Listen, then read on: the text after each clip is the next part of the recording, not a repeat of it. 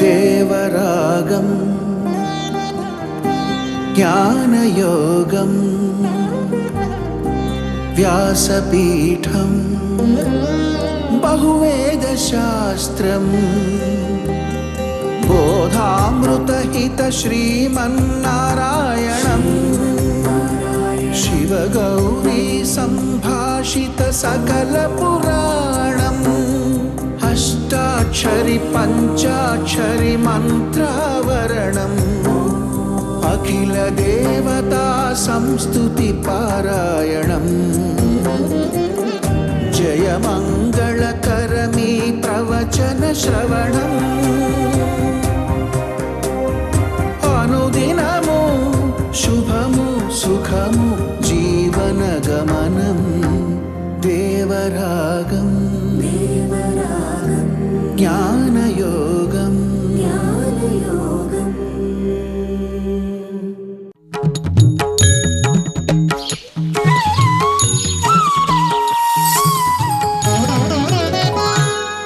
ఆపదామపహర్తారం దాతారం సర్వసంపదాం లోకాభిరామం శ్రీరామం భూయో భూయో నమామ్యహం.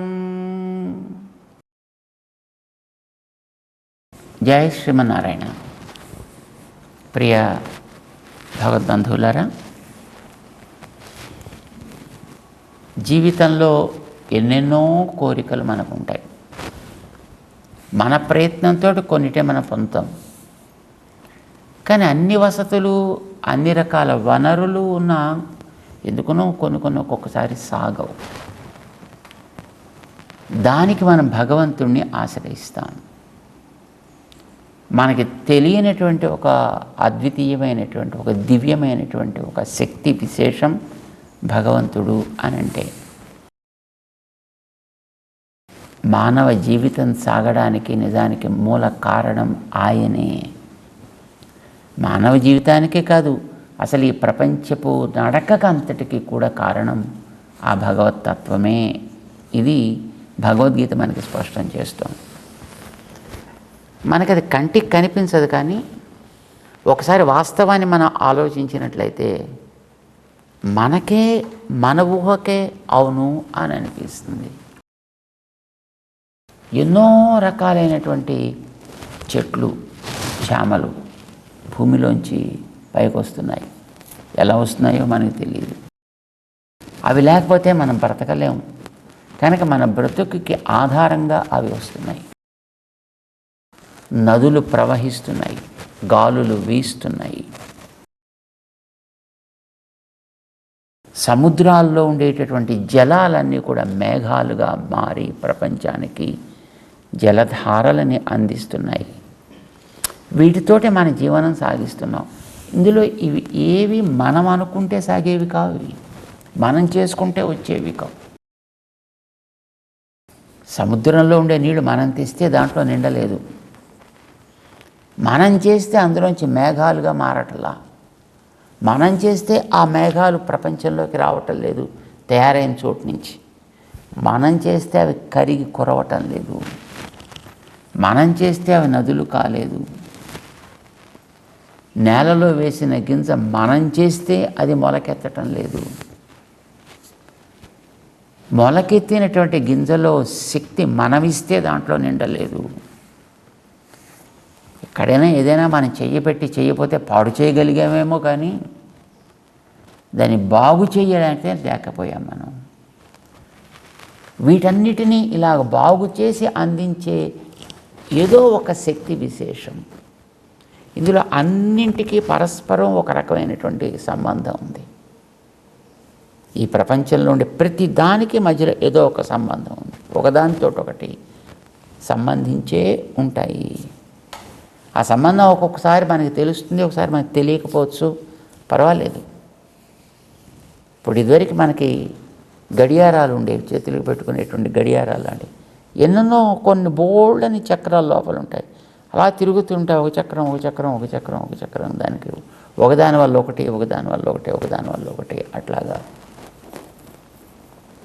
ఏది ఎందుకు తిరుగుతుందో మనకి తెలియకపోవచ్చు, ఏది దేన్ని తిప్పుతోందో కూడా మనకి తెలియకపోవచ్చు. కొన్ని గంటల ఆ ముళ్ళుని తిప్పుతూ ఉండొచ్చు, ఒకటి నిమిషాల ముళ్ళుని తిప్పుతూ ఉండొచ్చు, ఒకటి సెకండ్స్ ముళ్ళు తిప్పుతూ ఉండొచ్చు, ఒకటి వారపు ముళ్ళుని తిప్పుతూ ఉండొచ్చు, ఒకటి తేదీ ముళ్ళుని, సంవత్సరపు ముళ్ళు, ఒక్కొక్కటి ఒక్కో దాన్ని తిప్పుతూ ఉండొచ్చును. కానీ అవి ఏమిటి అనేది మనకు తెలియదు. ఈ ప్రపంచంలో ఇన్నిటినీ ఈ రకంగా ఒక క్రమ పద్ధతిలో ఎవడు తిప్పుతున్నాడు? భగవంతుడు. ఏదో ఒక శక్తి ఉంది. ఆ శక్తిని నువ్వు భగవంతుడు అంటావా, దేవుడు అంటావా, ఏదో పరంజ్యోతి, పరంబ్రహ్మ, పరంధామ, పరమేశ్వర, ఏ పేర్లైనా పెట్టండి. కానీ మనకి తెలియంది, మన బతుక్కిని నడిపేది, మనకు ఆధారమైన వీటన్నిటిని నిడిపేది ఏదో ఒకటైతే ఉంది అని మామూలు ఊహకే మనకు అందుతుంది. కానీ వేదాలు దాన్ని ఇలా, ఇది అనేది స్పష్టం చేసి చెప్పాయి కనుక మనం వాటి జోలికి పెడతాం. అదే భగవద్గీత మనకి మరింత సులభతరం చేసి అందిస్తుంది. అందుకు మనం భగవద్గీతలో చూస్తున్నాం. ఏది మనకు కావాలన్నా ఆ తత్వాన్ని మనం అనుకూలంగా మార్చుకోగలిగితే, దానికి అనుకూలత కలిగేట్టు మనం ప్రవర్తించగలిగితే అది మన అనుగ్రహిస్తుంది తప్పకుండా. అలా అనుకూలంగా ప్రవర్తించడాన్ని ప్రపత్తి అని అంటాం. ప్రపత్తి చేయాలి.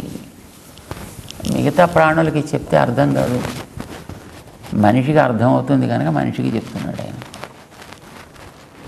మనల్ని చూసి మనుషులు అనుకుంటున్నాడు కనుక పాపం మనకి చెప్తున్నాడు ఆయన.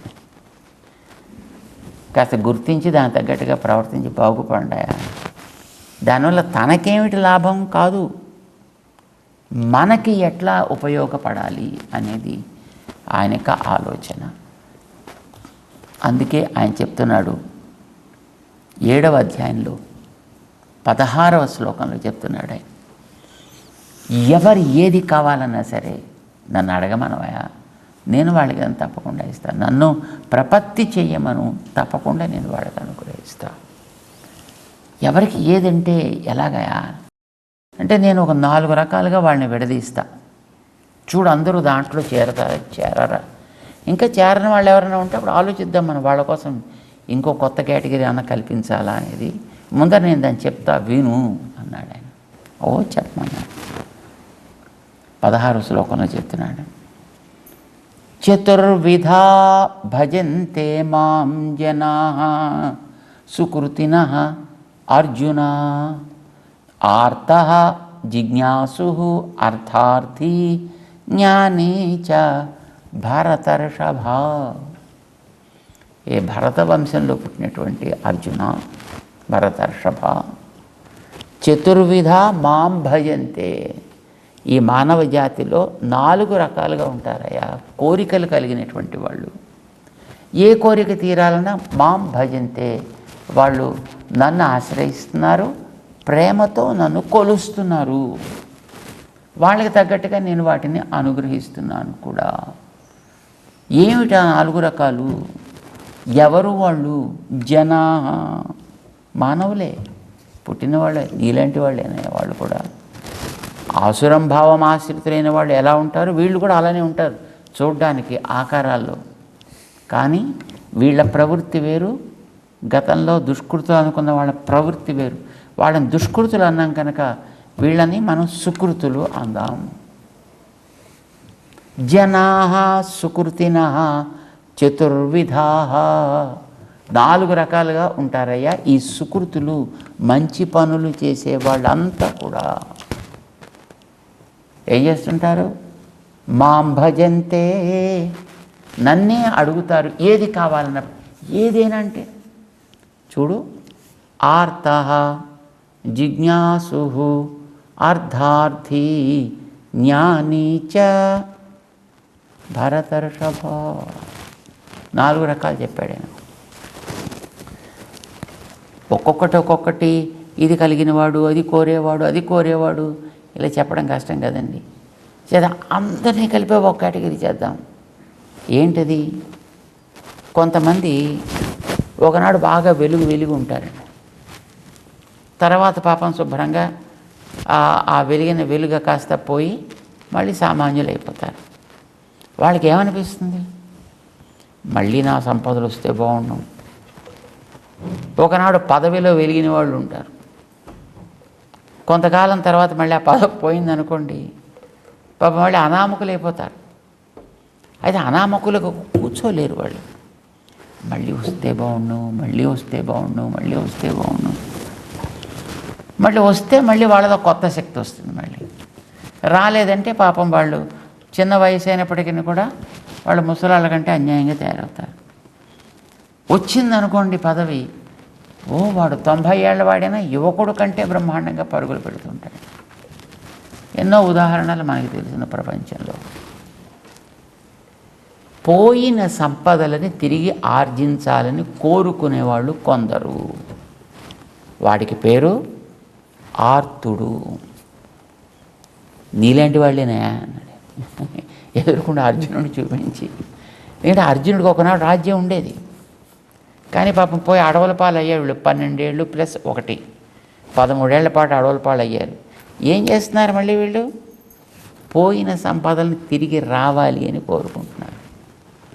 వీళ్ళని ఏమంటాను తెలిసిన, ఒకనాడు సంపాదించి పోగొట్టుకున్నారు కనుక భ్రష్టులు. మళ్ళీ దాన్ని కోరుకుంటున్నారు కనుక ఐశ్వర్య కాములు. భ్రష్ట ఐశ్వర్య కాములు అని వీళ్ళ పేరు పెడదాం. పోయిన వాటిని కావాలి అని వీళ్ళు కోరుకుంటారు. ఆర్త, వాడి పేరు ఆర్తి కలిగిన వాడు. ఇంకా కావాలి కావాలి కావాలి, మళ్ళీ కావాలి, నాకు మళ్ళీ కావాలి, అయ్యో కోల్పోయానే మళ్ళీ సంపాదించాలి. ఇదే వాళ్ళ యొక్క కోరిక.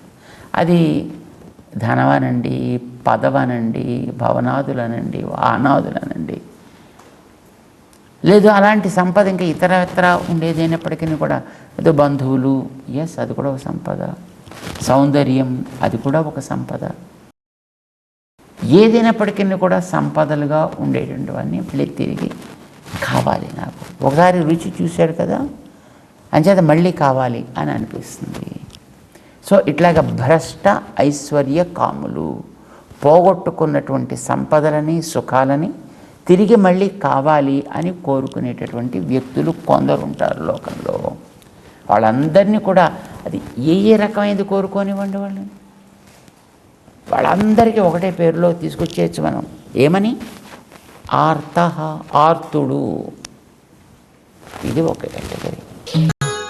రెండవ కేటగిరీ అర్ధార్థి. మధ్యలో ఒకడు ఉన్నాడు, జిజ్ఞాసు.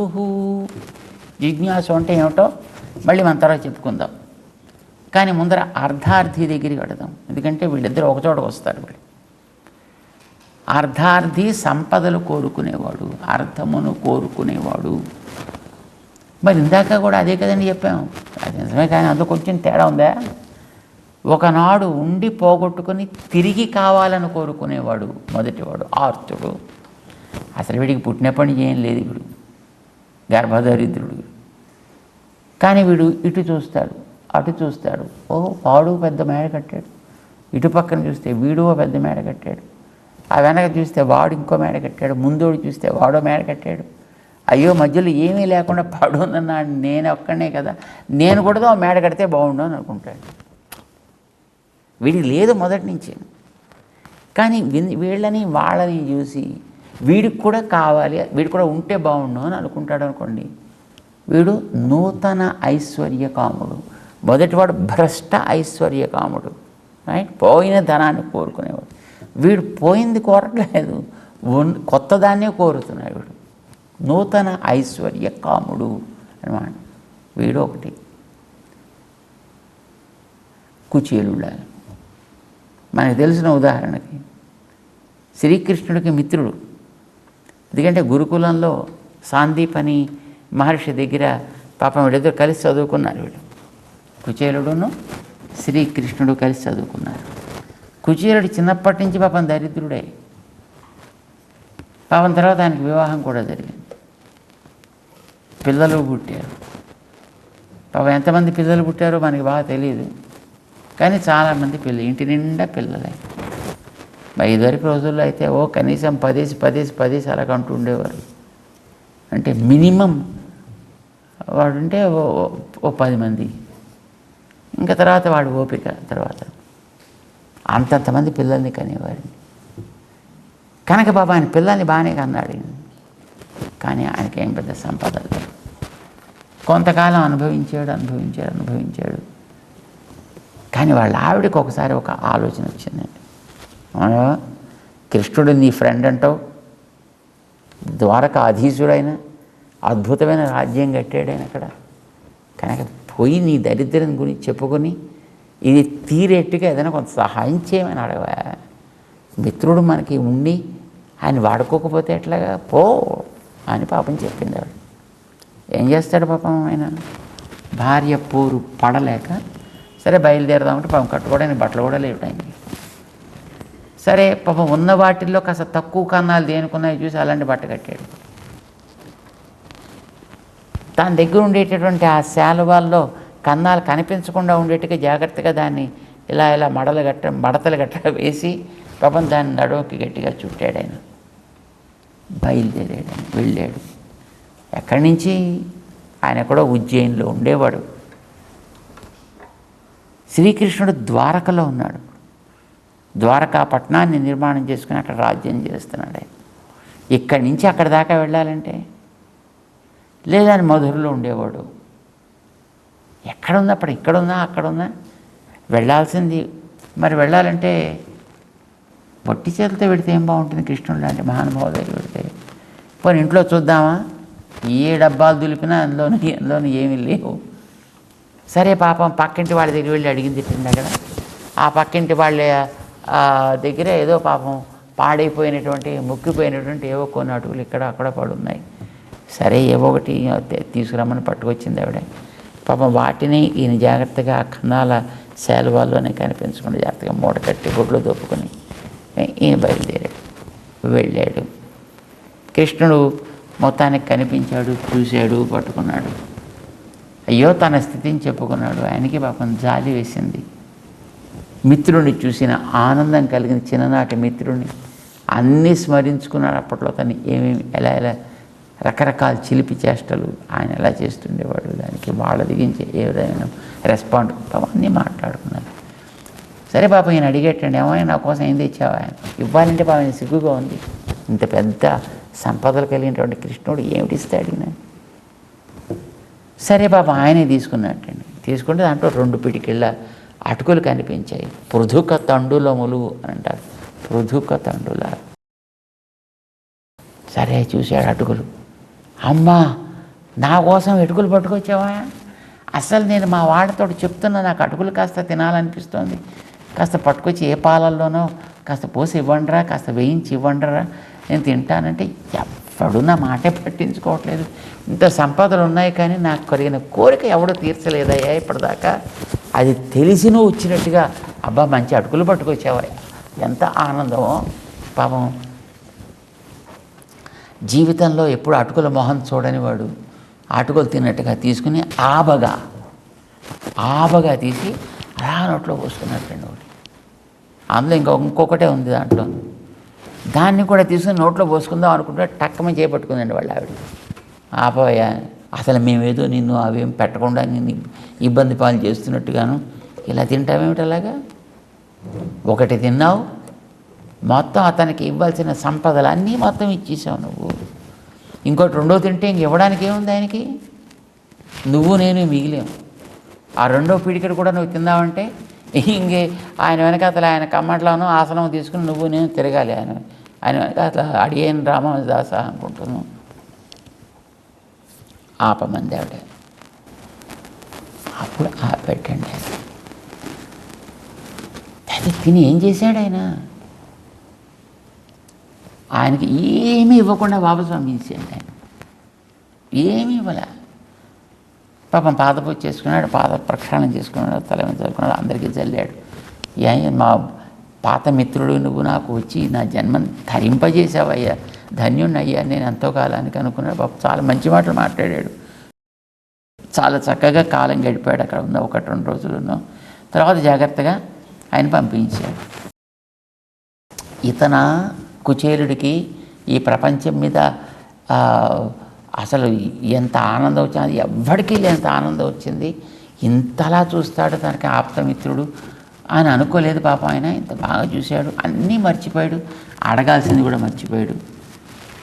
సరే ఈయన బయటికి పంపించేసిన తర్వాత కోటగుమ్మం దాటి బయటికి వెళ్ళి 10 అడుగులు వేసిన తర్వాత జ్ఞాపకం వచ్చింది, అసలు నేను ఎందుకు వచ్చానబ్బా, అడుగుదామని కదా వచ్చాను, ఏం అడక్కనే పోతేనే. పోనీ నాకు ఆయనని ఇవ్వాలి నా స్థితి తెలిసి ఆయననే ఇవ్వాల్సింది కదా, ఆయన కూడా ఇవ్వలేదే. అయ్యో 2 పిడికలు పక్క ఇంటి దగ్గర నుంచి అప్పు తీసి పట్టుకొచ్చాను, ఇది కూడా అయిపోయాయి కదా, ఖర్చు అయిపోయాయి కదా. బయటకు వచ్చేసాడు. పోనీ మళ్ళీ వెనక్కి వెళ్ళి అడుగుదామా అనుకున్నాడు. కానీ భగవంతుడి అనుగ్రహంతో అతనికి బుద్ధి మంచిగా ఉంది. సర్లే, అన్నీ తెలిసినటువంటి సర్వజ్ఞుడు ఆయన, నాకు తగి ఉంటే ఆయన అలాగే ఇచ్చుండేవాడు, ఇవ్వలేదు అని అంటే బహుశా నాకు తగదేమో.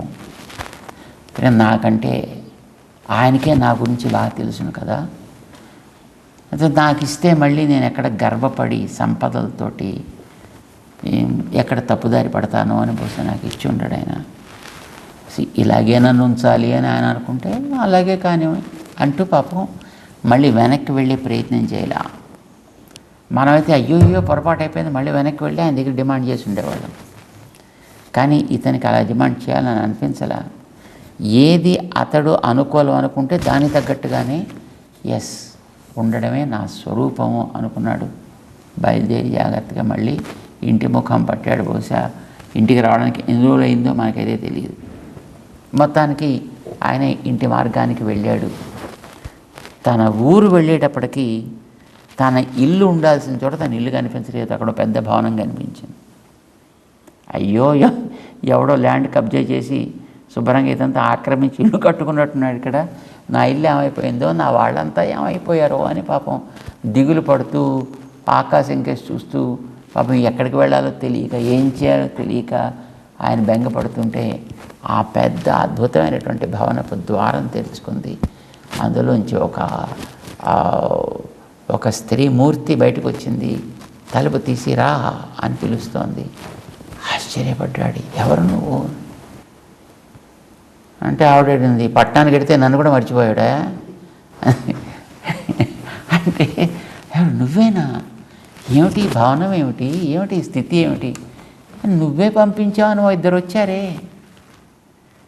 వాళ్ళు ఇదంతా ఇక్కడ ఏర్పాటు చేసి పెట్టారే, నువ్వు పంపించావంటేనే నేను కాబోలని అనుకున్నాను. అంటే ఎవరు వాళ్ళు అంటే ఒక ఆయన నల్ల ఆయన, ఒక ఆయన ఎర్ర ఆయన.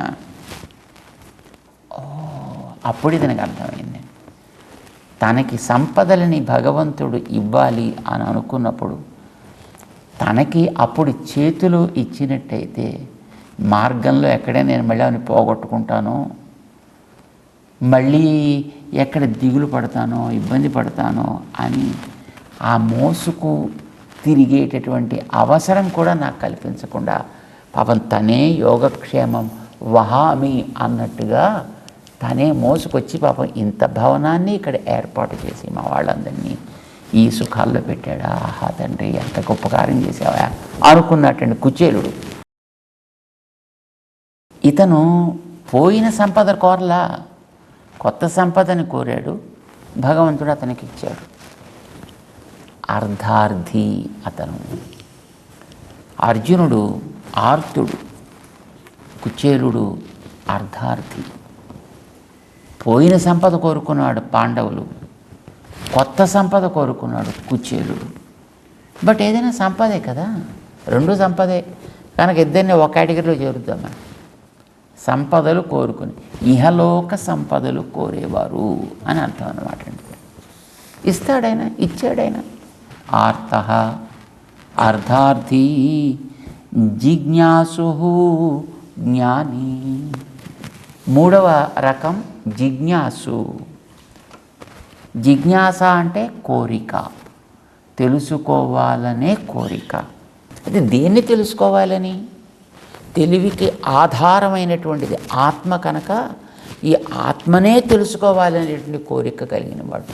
ఇతరమైనవేవి నాకు అవసరం లేదు, ప్రాపంచికమైనవేవి నాకు అవసరం లేదు అంటూ ఐశ్వర్యం అది భ్రష్ట ఐశ్వర్యం కావచ్చు, నూతన ఐశ్వర్యం కావచ్చు. కానీ ఐశ్వర్యాల జోలికి వాడు పోనే పోడు. వాడికి అక్కర్లేదు. వాడికి కావాల్సింది ఏమిటి?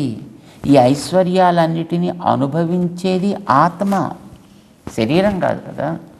ఆత్మ ఉంటే శరీరం వాటిని చూస్తుంది, చేస్తుంది. కానీ ఆత్మ లేకపోతే శరీరం చేయగలిగింది ఏ పని శుభ్రం కాల్చడానికి అనిపిస్తుంది తప్ప. అంటే ఆత్మయే నాకు కావాలి, మిగతా ఏవి నాకు నేను దాన్నే విశ్వసిస్తా, మిగతా దాన్ని దేన్ని నాకు అవసరం లేదు అనుకున్నటువంటి వాడు జిజ్ఞాసు, 3వ కేటగిరీ సంబంధించిన వాడు. ఇక 4వ కేటగిరీ వాడు ఒకడున్నాడండి. వీడు కూడా సుకృతే. జ్ఞానీచ భరతర్షభ. వీడి పేరు జ్ఞాని. జ్ఞానము ఉన్నందువల్ల కలగాల్సిన ఫలితం ఏదో అది పూర్తిగా పొందినవాడు అని అర్థం. ధనీ అంటే ధనమును చక్కగా పొందినవాడు. గుణీ గుణమును చక్కగా పొందినవాడు అని అర్థం అన్నమాట. అలాగే జ్ఞాని జ్ఞానం ఉన్నందువల్ల కలగాల్సినటువంటి స్పష్టత ఏమిటో అది చక్కగా కలిగినవాడు, వాడిని మనం జ్ఞాని అని అంటాం. కనుక ఇలాంటి జ్ఞాని, జిజ్ఞాసు, ఈ ఐశ్వర్యకాముడు, మొత్తం 3 రకాలుగా ఇప్పుడు మనకి తేలారు. వీళ్ళందరూ కూడా మాం భజంతే చతుర్విధా. కానీ వీళ్ళంతా కూడా సుకృతులు. ఎందుకంటే నా దగ్గరికి వస్తున్నారు కదా, నన్నే అడుగుతున్నారు కదా, అంచేత వీళ్ళంతా కూడా సుకృతులేనయ్యా, వాళ్ళకి వాటిని నేను ఇస్తాను కూడా అంటూ తన యొక్క ఔదార్యాన్ని తెలియజేస్తున్నాడు శ్రీకృష్ణ పరమాత్మ. దాని విభాగాన్ని చెప్తున్నాడు దుష్కృతులకి సుకృతులకి కూడాను. తెలుసుకుంటూ ముందుకు సాగే ప్రయత్నం చేద్దాం. జై శ్రీమన్నారాయణ.